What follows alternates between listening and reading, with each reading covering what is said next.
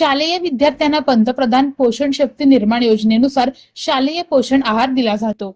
आता या आहाराच्या दर्जाबाबत शाळेला जबाबदार धरले जाणार असून शाळेला भारतीय अन्न सुरक्षा आणि मानक प्राधिकरणाकडे FSSAI नोंदणी करणे बंधनकारक आहे।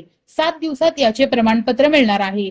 शाळा व्यवस्थापन समिती, बचत गट, स्वयंसहायता गट, स्वयंसेवी संस्थांतर्फे आहार दिला जात असल्यास त्यांच्याकडे FSSAI ची नोंदणी व परवाना आहे। याची पडताळणी शाळा व्यवस्थापनावर असणार आहे।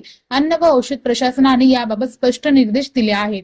100 रुपये फी भरून ऑनलाईन नोंदणी करावी लागणार आहे। विद्यार्थ्यांना मिळणारा आहार अधिक सुरक्षित होणार आहे। शाळेजवळ जंक फूडच्या विक्रीवर बंदी घालण्यात आली असून तक्रार करण्यासाठी हेल्पलाईन व तक्रार निवारण यंत्रणा कार्यान्वित होणार आहे। या आहार योजनेची नोंद शासनाकडे राहणार आहे।